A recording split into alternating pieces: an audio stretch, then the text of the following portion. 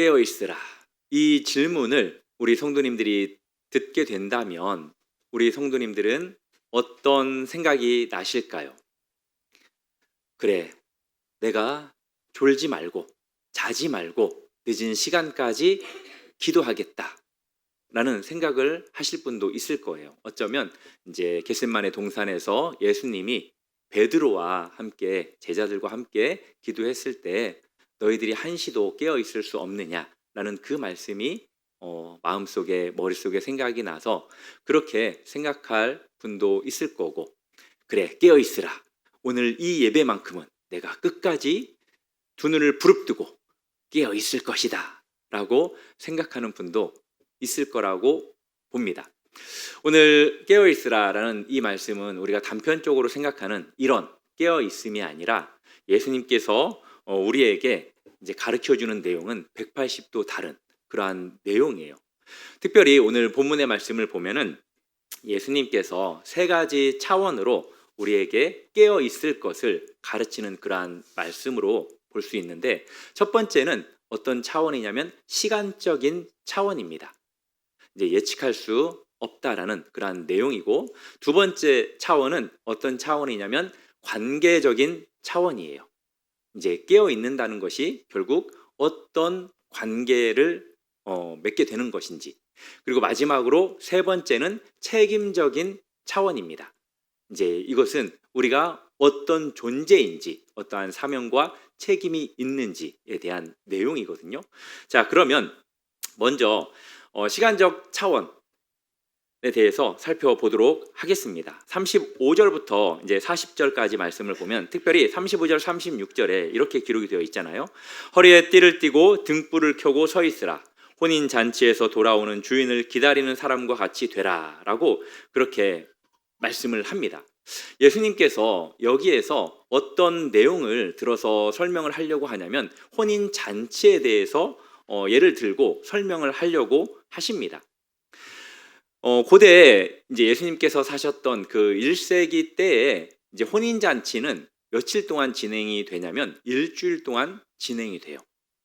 이제 우리나라 같은 경우에는 이제 하루면 끝나잖아요. 뭐 예전에는 뭐 함을 주고받았던 뭐 이제 그런 시간들도 있었는데 일주일 동안 모든 동네 사람들이 다 모입니다. 그래서 함께 먹고 마시고 춤을 추는 아주 기쁜 그러한 신나는 축제와도 같은 날이 바로 결혼식이거든요. 예수님께서 이 혼인 잔치를 빌어서 무엇을 우리에게 제자들에게 가르치려고 했냐면 하나님과 제자들과의 관계, 하나님과 우리들과의 관계에 대해서 가르쳐 주시기를 원했어요. 성경에 보면은 하나님과 이스라엘 백성들과의 관계에 대해서 이제 여러 가지로 표현을 합니다. 대표적인 게 이제 목자와 양이죠. 그런데 오늘 이 말씀을 통해서 우리가 추측할 수 있는 것은 무엇일까요? 그렇죠. 사랑하는 연인 관계, 그리고 부부, 이제 결혼 관계로 우리가 생각할 수 있습니다. 성경에 보면은 이제 부부의 삶에 대해서, 결혼의 이제 관계에 대해서 하나님과 이스라엘 백성들에 대해서 언급하는 가장 먼저 언급하는 그러한 내용의 책이 있습니다. 어디에 있냐면 모세오경 안에 있어요. 특별히 제가 힌트를 드리자면 창세기일까요? 출애굽기일까요? 레위기일까요? 예, 출애굽기입니다. 이스라엘 백성들이 애굽에서 오랫동안 종살이를 하고 있었잖아요. 그 종살이하던 이스라엘 백성들을 하나님께서는 출애굽 시키십니다. 그리고 그들을 약속한 가나안 땅으로 인도를 하시죠. 그 과정 속에서 머물렀던 산이 시내산이에요. 그곳에서 하나님께서는 이스라엘 백성들과 관계를 맺기 위해서 무엇을 베푸시냐면 언약을 베푸십니다. 우리가 잘 아는 십계명이죠. 이 사건에 대해서 이제 유대인 그 학자들은 뭐라고 이야기를 하냐면 출애굽 역사에 대해서 사랑하는 백성을 이끌어내어 장가되시는 하나님의 로맨스다라고 그렇게 해석을 합니다. 그리고 율법을 이제 수여한 것에 대해서는 결혼식을 치른 것이다라고 그렇게 해석을 합니다. 이 결혼, 이제 부부 관계, 이 하나님과 이스라엘 백성들의 이 관계에 대해서 이제 가장 적나라하게 좀 이제 극적이게 생생하게 표현한 그러한 성경책이 있죠. 구약에 보면은 호시성을 가지신 선지자가 기록을 했어요. 예, 맞아요. 호세아 선지자가 기록을 했습니다.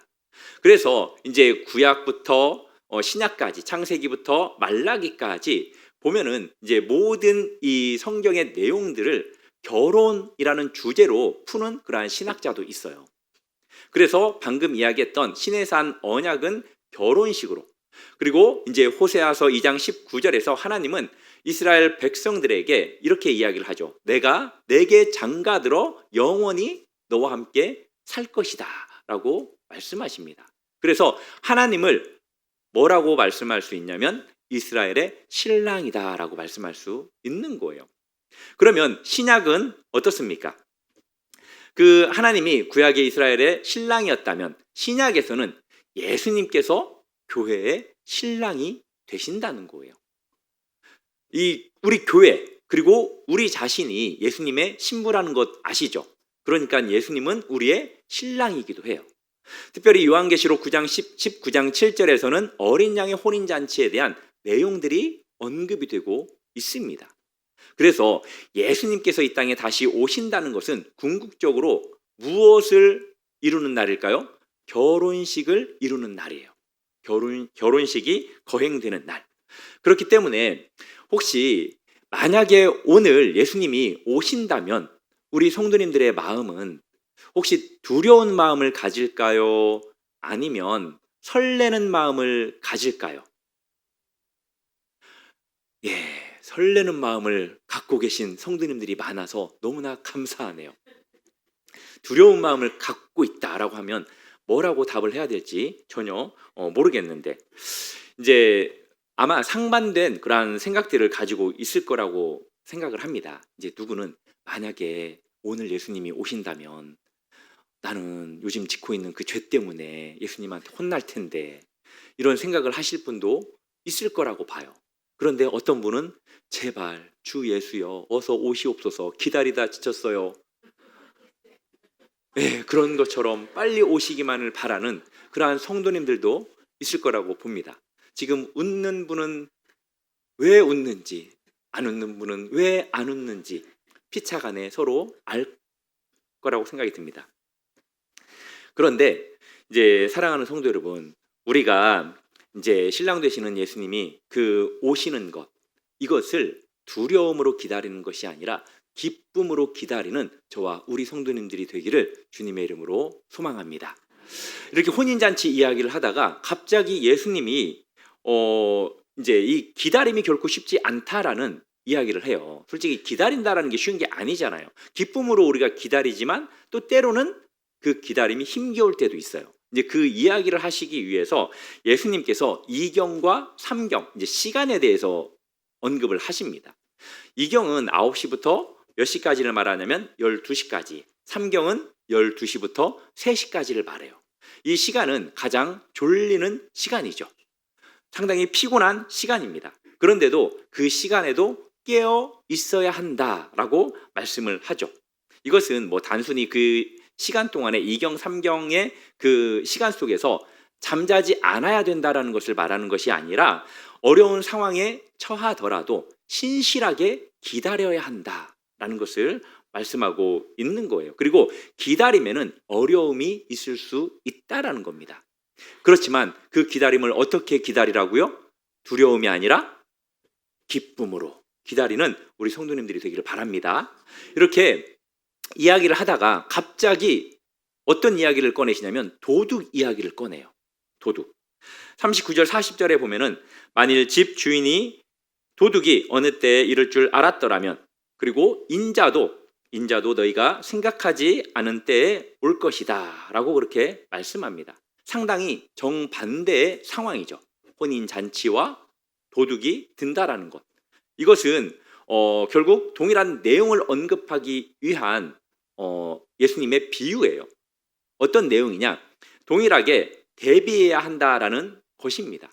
깨어 있어야 한다라는 거예요. 예수님이 이 땅에 오실 것도 깨어 있어야 되고 깨어서 맞이해야 되고 또 도둑도 침범하지 못하도록 깨어서 막아야 된다는 거죠. 그런데 여기에서 공통점은 뭐예요? 핵심은 뭐예요? 언제 올지 모른다는 거예요. 우리가 왜 힘들어요? 그렇죠. 언제 올지 모르니까 그게 힘든다는 거잖아요. 힘든 거잖아요. 만약에 우리가 1시간 후에 예수님이 오신다. 그러면 누구나 기다릴 수 있어요. 그 1시간만 기다리면 되니까. 그런데 오시겠다라고는 하셨는데 속히 오겠다라고 말씀하셨는데 아직도 안 오니까 힘든 거예요. 사랑하는 성도 여러분, 그럼에도 불구하고 기쁨으로 기다리십시오. 오늘 말씀의 핵심이 기쁨으로 기다리는 것이기도 합니다. 준비된 사람은, 깨어있는 사람은 예수님께서 오시는 그 시간이 아주 기쁠 것이고, 깨어있지 못한 사람은 예수님께서 이 땅에 오시는 것이 상당히 두려울 수밖에 없다는 거죠. 그래서 여기에서 시간적 차원의 깨어있음, 이것은 뭐냐? 예수님께서 언제 와도 부끄럽지 않은 그러한 삶을 살아가는 것을 의미합니다. 그리고 예수님의 재림을 두려움이 아닌 혼인잔치의 기쁨으로 기다리는 것, 바로 이것이 시간 차원의 깨어있음에 대한 내용이에요. 그리고 두 번째는 이제 관계적 차원인데, 베드로가 이제 더 놀라운 그러한 이제 이야기를 하는데, 이것은 뭐냐? 관계적 차원에 대한 내용인데 37절 말씀을 보시겠습니까? 하반절에 보면은 주인이 띠를 띠고 그 종들을 자리에 앉히고 나와 수종을 들 것이다 라고 그렇게 말씀합니다. 이 말씀을 들었을 때 그 1세기에 그 제자들, 그리고 그 당시의 문화를 잘 알고 있었던 사람들은 아주 크게 당황했다는 거예요. 왜냐? 주인이 종을 섬기는 일은 있을 수 없는 일이기 때문입니다. 그래서 이 예수님의 말씀에 대해서 많은 사람들은 이렇게 반응할 수밖에 없어요. 뭐라고? 주인이 종을 섬긴다고? 말이 안 돼 라고 그들이 반응했다라는 거죠. 완전히 충격이었습니다. 그런데 여기에서 주인은 궁극적으로 누구를 의미합니까? 예수님을 의미하잖아요. 예수님께서 이 땅에 오셔서 섬김을 받으셨습니까? 섬기는 모습을 보이셨습니까? 그렇죠. 예수님은 이 땅에 오신 당신에 대해서 내가 섬김을 받으러 이 땅에 온 것이 아니라 도리어 섬기러 이 땅에 왔노라 라고 말씀하시죠. 예수님께서 요한복음 13장에서는 어떻게 제자들을 섬깁니까? 그죠. 제자들의 발을 씻기는 그 모습으로 섬겨요. 가장 하찮은, 가장 불경건한 그 발을 예수님께서는 친히 제자들의 발을 씻어 주십니다. 그리고 예수님의 그 이 땅에 오셔서 행하신 우리를 향한 섬김의 완성이 무엇입니까? 십자가. 왕 대신 전능하신 그 하나님께서 이 땅에 오셔서 우리의 모든 죄를 대신 짊어지시고 십자가에 죽어주신 그 섬김의 본을 직접적으로 보여주셨어요. 그래서 여기에서 이제 허리의 띠에 대해서 35절에서는 종들이 주인을 섬기기 위해 허리에 띠를 매라고 했다면 37절에서는 주인이 종들을 섬기기 위해 허리띠를 매신다라고 그렇게 말씀하십니다. 이것이 우리 기독교에 있어서 아주 놀라운 메시지이기도 합니다. 왜 그러냐? 하나님이 우리를 섬긴다는 거예요. 다른 종교들은 우리 기독교와 다르죠. 다른 종교들은 어떻습니까? 신이 높은 곳에 앉아 있어요. 그리고 모든 인간이 그 신을 섬기는 이러한 형태로 이루어진 게 세상의 종교들입니다. 그렇지만 우리 기독교는 어떻습니까? 높고 높은 보좌에 앉으신 온 우주의 왕 되신 그 하나님께서 보좌를 버리시고 천하디천한 우리 인간의 몸을 입고 이 땅에 오셔서 우리를 섬겨 주셨어요. 이것이 우리가 믿는 기독교입니다. 마치 왕이 신하들을 위해서 직접 음식을 차려주는 것과 같아요. 오늘 내용과 비유해서 설명을 하자면 우리는 이것을 뭐라고 말하냐면 은혜라고 말을 합니다. 우리가 자격이 있어서 받은 것이 아니죠. 하나님께서 우리를 사랑하셔서 먼저 우리에게 섬김을 베풀어 주셨어요. 이런 섬김을 받는 것을 결국 오늘 본문에 뭐라고 표현하냐면 복이다라고 표현을 해요. 복. 이 복이다, 복되다 라는 이 주제는 누가복음의 핵심 주제 중에 하나이기도 합니다. 이제 복이다라는 것은 단순히 행복감을 느끼는 것, 이것을 말하는 게 아닙니다. 이 복이다라는 것은 무엇이냐면 하나님의 은혜가 크게 확장되었다라는 것을 의미해요. 그리고 우리가 하나님의 은혜에 충만한 그 상태에 들어가고 경험하는 것, 이것이 바로 복이라는 거예요. 믿으십니까? 지금 복 안에 계신다라는 걸, 복 받고 복을 누리고 계신다라는 걸 믿으십니까?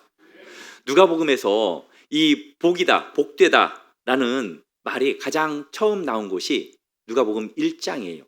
누가복음 1장에 보면은 한 여인이 나오죠. 마시성을 가졌어요. 맞아요, 마리아입니다. 오늘은 성씨에 대한 이야기를 하는데 누가복음 1장 48절에 보면은 마리아가 직접 이렇게 고백을 하죠. 이제후로는 만세에 모든 족속이 나를 무엇이라고 하리로다? 복되다 하리로다 라고 그렇게 고백을 합니다. 마리아가 그 전에 하나님 앞에 뭐라고 고백을 하냐면 주의 여종이오니 라고, 여종이다, 종이다 라고 그렇게 고백을 합니다. 그런데 하나님께서 그런 종된 마리아에게 어떻게 이야기를 하냐면 복이 된다, 복되다 라고 그렇게 말을 해요. 마태복음 5장에 보면은 복 이야기가 나와요. 마태복음에 나오는 복의 종류가 몇 가지죠? 8가지죠. 팔복. 그런데 오늘 누가복음 이 6장에는 누가복음 6장에는 이제 평지 설교의 복에 대해서 언급을 합니다. 이제 평지 설교의 복에 대해서 언급하는 것이 이제 마태복음과 거의 유사하긴 합니다. 어떤 내용입니까? 가난한 자가 복이 있대요. 그리고 줄일 때에 복이 있대요. 또 눈물을 흘릴 때에 복이 있대요. 이게 세상 사람들이 말하는 복하고 같은 거예요? 완전 다르죠. 어떻게 가난한데 복이 있을 수 있어요? 하나님께서 주시는 그 복이 참된 복이라는 거예요. 그리고 하나님께서 주시는 영적인 양식이 세상에서 먹는 그 육적인 양식과 비교할 수 없는 복이라는 거예요. 그리고 세상 사람들의 위로보다도 하나님께서 주시는 위로가 참된 위로라는 거예요. 믿으십니까? 그 복을 저와 우리 성도님들이 누리고 있다라는 것을 믿으시기를 바랍니다. 그래서 여기에서 이제 37절 38절에 보면은 깨어있는 수고와 그리고 어려움 상황 속에 이 종이 있어요. 그런데 이렇게 깨어있고 수고하고 어려움을 견뎌낸 그 종에게 주인이 어떻게 보상을 해줍니까? 직접 허리에 띠를 띠고 그를 상에 앉혀서 먹을 것을 대접을 한다는 거죠. 이것은 하나님께서 친히 우리에게 베푸시는 특별한 은혜라는 겁니다. 그래서 이제 이 관계적인 차원에서의 깨어있음이라는 것은 뭐냐면 궁극적으로 하나님께서 우리를 섬겨주셨던 것처럼 우리가 그 섬김을 받는 것에 그치는 것이 아니라 우리도 그 섬김을 다른 사람들에게 베푸는 것, 이것이 바로 이 관계적인 측면에서의 참된 깨어있음이라는 거예요. 그래서 우리 성도님들도 내가 관계적으로 깨어있는 삶을 살기 위해서는 내 자신만 위해서 살아가는 것이 아니라 옆에 있는 성도들, 믿지 않는 그러한 사람들, 이웃들을 섬기는 삶을 살아가는 우리 성도님들이 되기를 바랍니다. 그리고 이제 베드로가 상당히 중요한 질문을 해요. 어떤 질문을 하냐면 예수님, 이 비유를 우리에게 하심이니까 모든 사람에게 하심이니까 라고 질문을 합니다. 예수님께서 명확하게 누구에게 하는 것이다 라고 말하진 않아요. 그런데 성경을 쭉 읽어보면 누구에게 하는 이야기라는 것을 분명히 확인할 수 있습니다. 예수님의 답변을 우리가 이제 보면은 앞에서는 예수님께서 종에 대해서 종이라고 하면서 이야기를 하세요. 그런데 42절에 보면은 갑자기 이 종을 뭐라고 부릅니까? 청직이라고 불러요. 종과 청지기는 완전히 다르다라는 거 아시죠? 종 같은 경우에는 어떤 존재입니까? 시키는 일만 하면 되는 거예요. 그리고 책임도 별로 없어요. 철저히 주인의 소유물처럼 그렇게 살아가는 대상이 종입니다. 그렇지만 예수님은 지금 청직이라고 이야기를 해요. 너희들이 종이 아니라 청직이다. 청직이는 누구입니까? 주인 대신 모든 것을 관리합니다. 그 권한을 부여받았어요. 그러다 보니까 책임도 막중해요. 책임이 큽니다. 집안 살림을 다 책임지기 때문에. 그리고 맡겨진 그 종들까지도 다스리고 보살펴야 할 책임이 있습니다. 그래서 이제 어떤 일들이 발생하면 스스로 판단하고 결정도 내려야 하죠. 이제 구약에 보면은 바로 밑에서 일을 했었던 총리로 일했던 요셉과도 이제 같은 그러한 위치라고 생각을 하시면 되고, 그러한 일을 했다라고 생각을 하시면 되고, 이제 느부갓네살 왕 밑에서 일했던 다니엘을 생각할 수 있습니다. 그런데 이 예수님께서 청지기에 대해서 언급을 하실 때 두 종류에 대해서 말씀을 하시죠. 착한 청지기와 나쁜 청지기.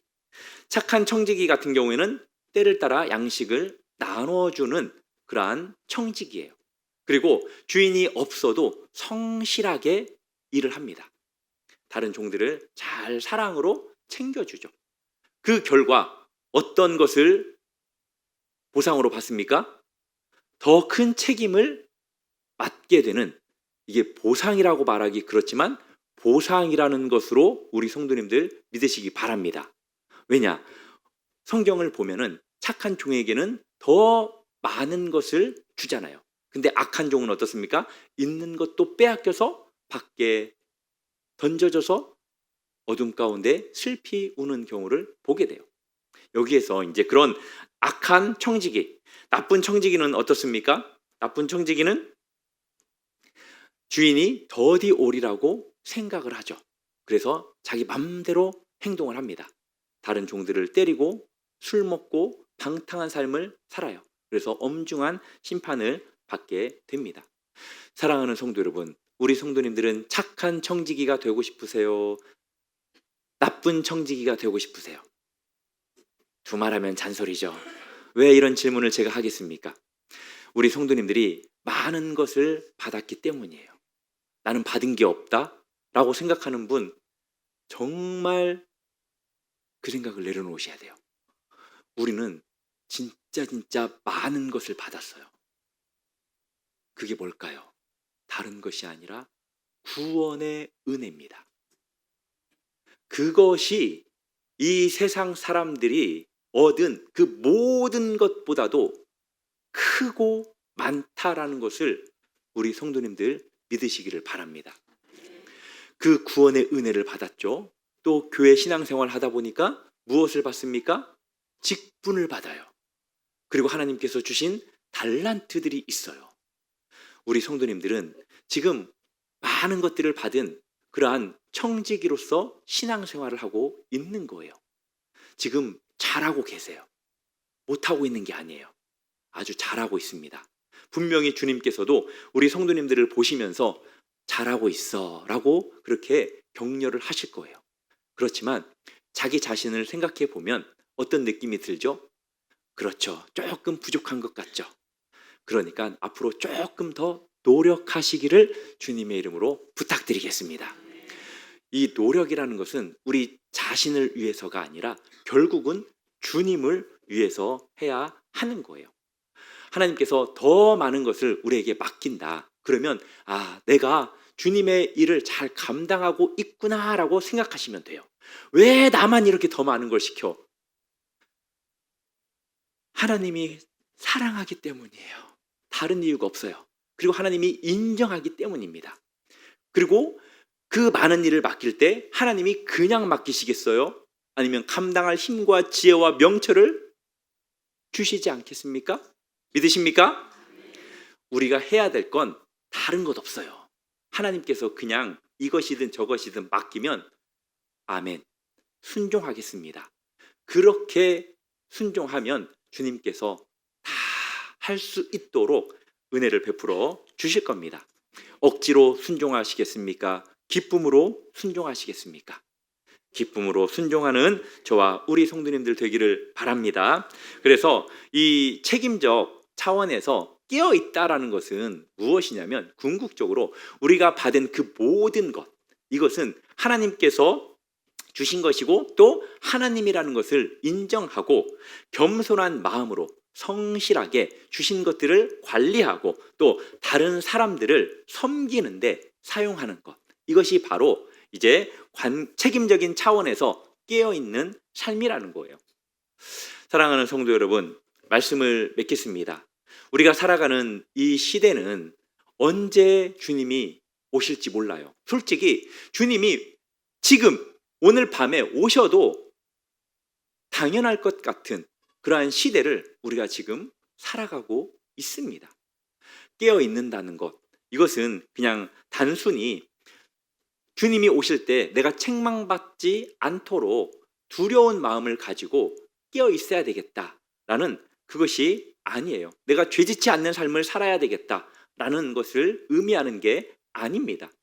여기에서 말하는, 오늘 본문에서 말하는 올바른 깨어 있음은 무엇이냐? 혼인잔치를 기대하며 기쁘게 기다리는 것과 같은 그러한 깨어 있음이라는 거예요. 그리고 또 예수님의 섬김을 본받아서 적극적으로 섬기는 삶을 말하는 것이고, 또 청지기로서 신실하게 감당하되, 어떻게 감당해야 되냐면 종의 겸손을 유지하면서 감당을 해야 돼요. 예수님이 다시 청지기 이야기했다가 뭐라고 이야기하냐면 종이라고 이야기해요. 교만하지 말라는 거예요. 끝까지 겸손하라라고 말을 하는 겁니다. 사랑하는 성도 여러분, 깨어있음이라는 건, 깨어있다라는 것은 결국 무엇이냐? 단순한 기다림이 아니라, 밑에 거 읽어보겠습니다. 시작. 예수님의 섬김을 실천하는 적극적인 사명의 삶. 예수님의 섬김을 실천하는 적극적인 사명의 삶을 살아가는 것, 이것이 진짜 깨어있는, 깨어있으라라는 오늘 본문의 의미라고 우리 성도님들이 기억하시고, 앞으로 남은 인생 우리 성도님들께서는 허리에 띠를 띠고 등불을 켜는 그 종들처럼 준비된 자세로 살아가시고, 또 예수님의 섬김을 본받아 이웃을 사랑하고 섬기시고 하나님 나라의 가치관으로 살며 세상과 구별되는 그러한 삶을 사시고 언제 오실지 모를 주님을 기쁨으로 다스리는 살아가는 복된 기다리는 성도님들 되기를 바랍니다. 이제 혼인잔치에서 돌아와서 주인이 그 제자들을 보면서 착하고 충성된 종이라고 칭찬하는 것처럼, 예수님께서 이 땅에 오셨을 때 우리를 보시면서 착하고 충성된 종아 잘하였다라고 말씀하시면서 친히 허리에 띠를 띠시고 우리를 섬겨주시는 그 영광스러운 날을 소망하시면서 살아가는 주 예수여 어서 오시옵소서라는 그 고백 가운데 살아가는 저와 우리 성도님들 되기를 주님의 이름으로 축복합니다.